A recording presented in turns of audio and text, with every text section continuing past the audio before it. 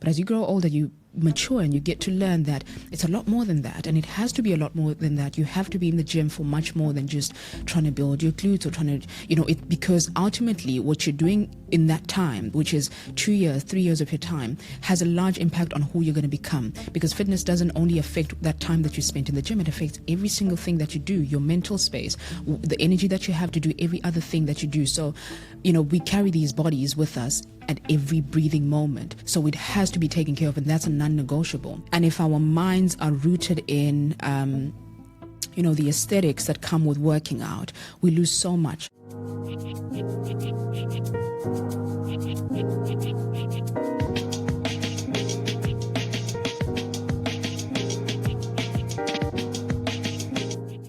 So Bonge, it's great to meet you today. I know I was a little bit late, but we are here. We're here. So great to chat. And, I'm an admirer of the work you've been doing, like as a fitness coach and stuff online. Yeah. I just wanted to know a little bit more about your background.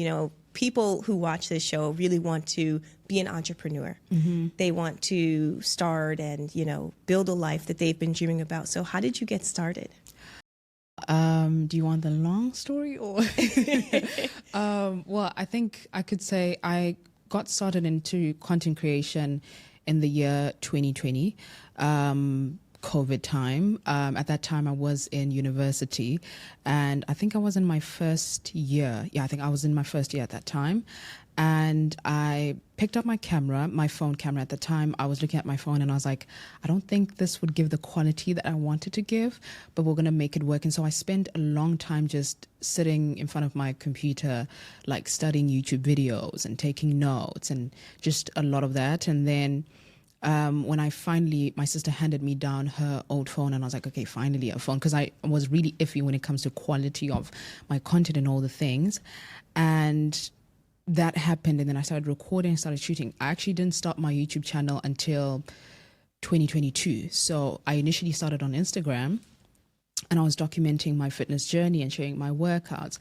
And then there was interest in that, and the interest kind of grew, and I started building that connection with my community over time, and then which led to then me deciding I was going to go all in and dropping out. And then this is where we're at maybe 5 years later. Yeah. Wow. So what were you doing before then? Because I think that's like the part where people are like, I need to let go of this full-time job. How do I do it? Well, before then, so initially going from high school, I was that person who was like, I don't know what I want to do. I had no idea and I think the shift between high school and real life, or like life outside, was for me crazy and such a huge shift. And so I thought to myself, I did know that I wanted to go into the fitness industry, but also coming from a family like mine, it took a bit of convincing, having to because at that time, there was not so many people that you see in this work who are, successful in it, or, a reference point to say, oh, this person has done it. So from there, I then started trying to do the necessary work, doing the research that I needed to do. And that also meant that I didn't go straight to university after high school. I took a gap year, and that was supposed to be 1 year, went into second year. And it was an unplanned gap year, because I think that time was also necessary for me to grow and to be really sure on what I wanted to do.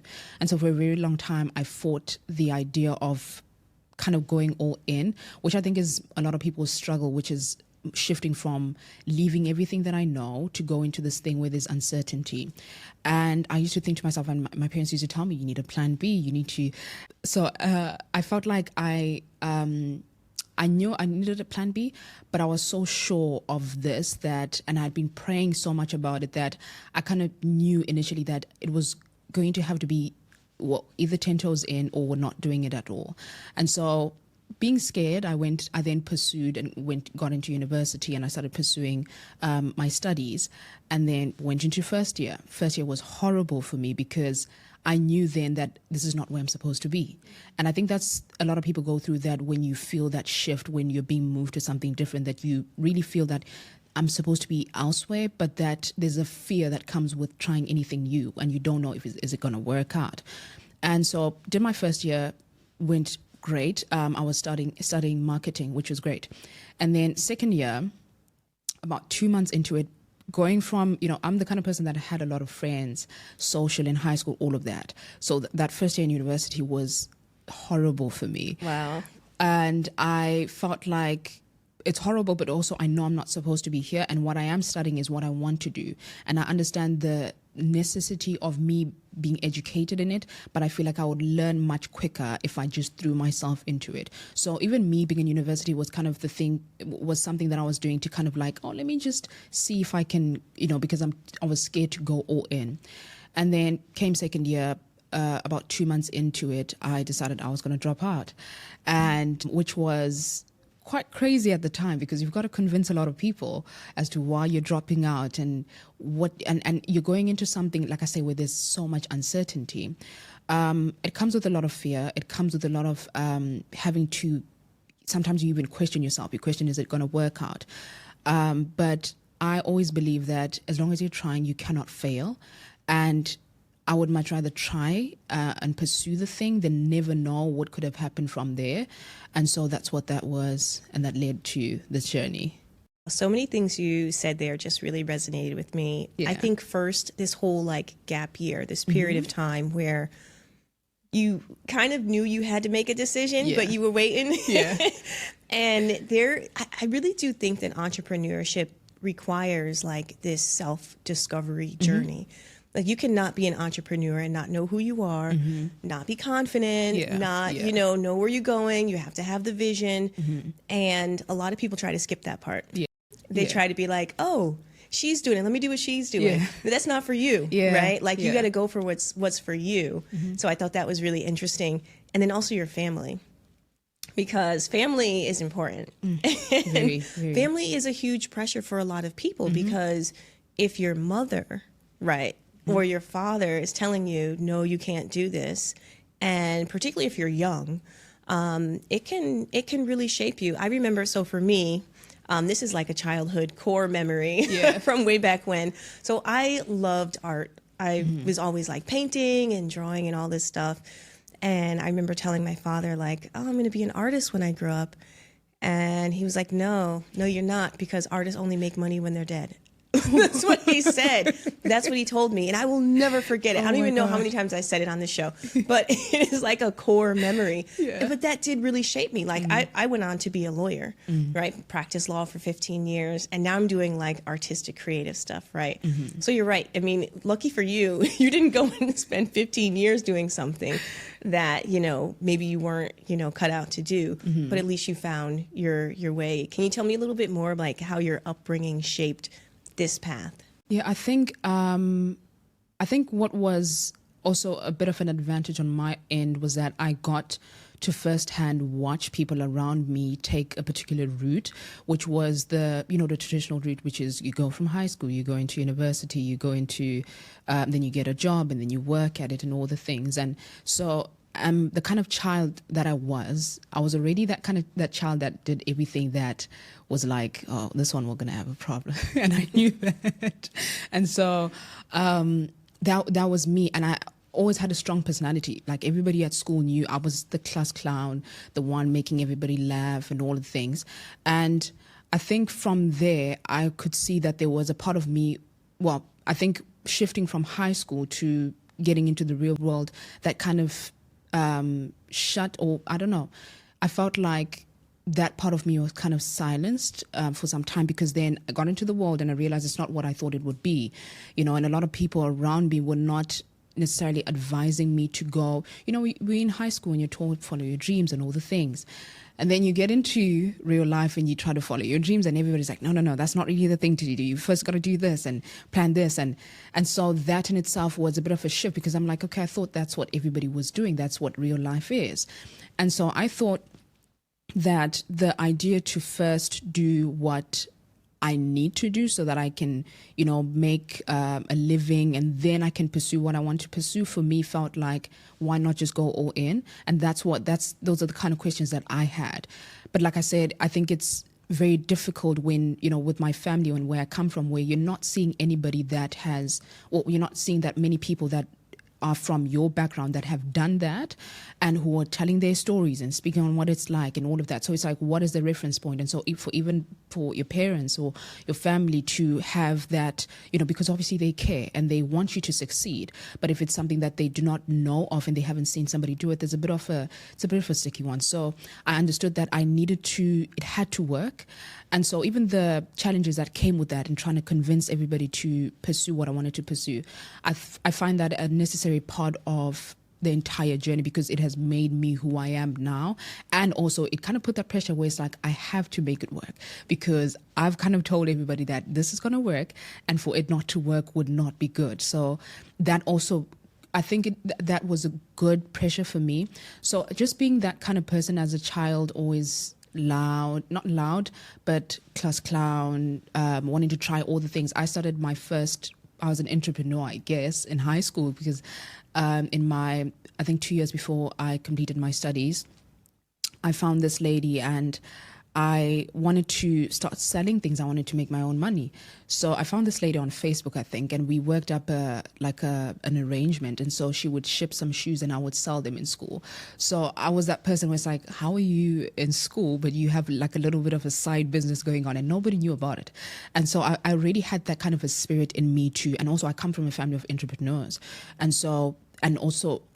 Because I had that in me, I think that was already telling me the kind of route, or speaking of the kind of route that I would go into and where I feel I would excel. And so from there, building onto that, I think the shift from that to where we are now, there's a lot. Yeah. There's a lot to it. But I think when I do look back at my upbringing, I do see so many parts that make up for who I've become, and, kind of create a full picture of who we've become. And so, yeah.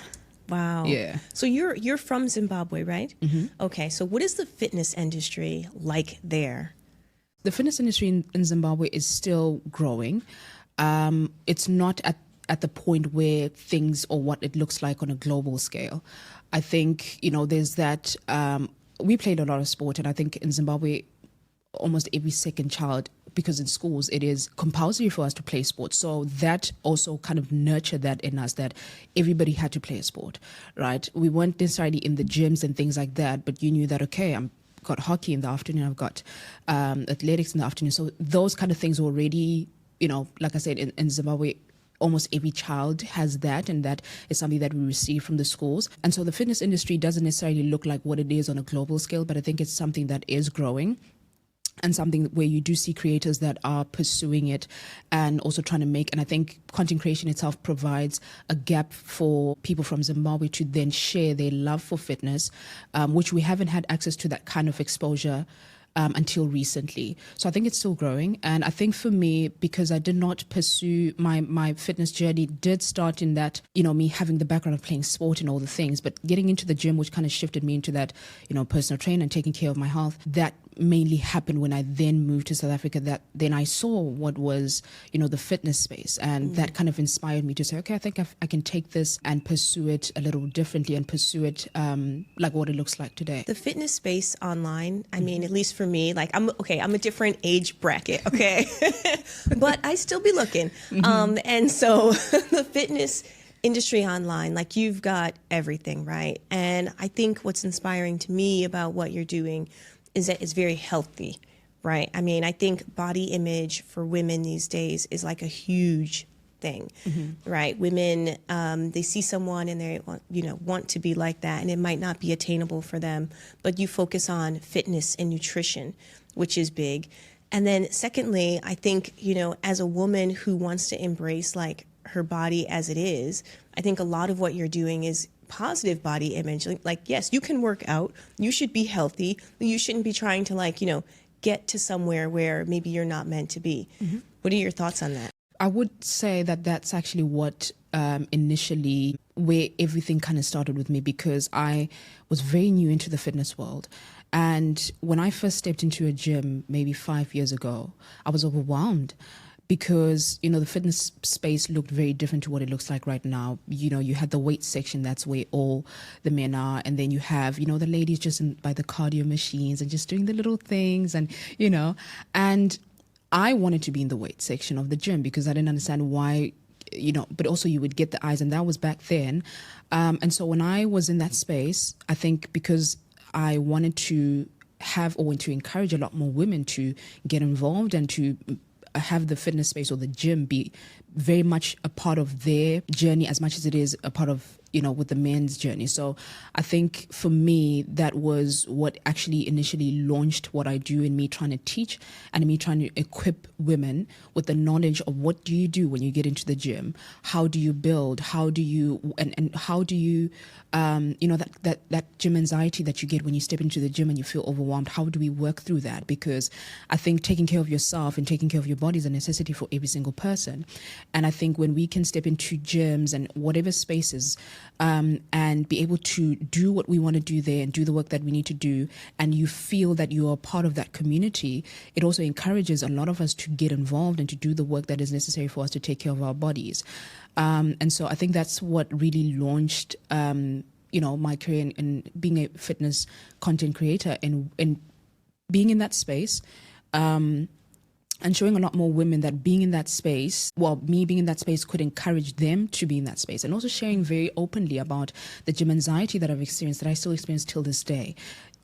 8 years into working out, or sometimes getting into the gym and not knowing what you're going to do. What does that look like? That's where we then got into, okay, let's build plans, let's programs and all that kind of stuff. So that's what launched everything. And that's been something that's very dear to me, that a lot of women would feel that they are a part of that space, and also giving people the tools and the information needed to simplify your fitness journey, that it doesn't have to look like everything that you see online. It can really be very simple as just taking care of yourself, taking care of your body, and what does that look like for the average person. And also allowing fitness not to be something that is your entire life, but ultimately what we're trying to do is to build a healthy lifestyle. That's what's the most important thing. So, fitness can just be a part of your day. It does not have to be the thing where it's like, oh my God, I have to be in the gym for 5 hours. It's like, no, it's not that, And so that's been my main, I guess also what separates me from other fitness trainers, trying to really drill into that fitness can look like what you want it to look like. And if you're a mom, you're a busy girl, whatever it is, you can get into the gym and make it work for you. It does not have to look the same for everybody.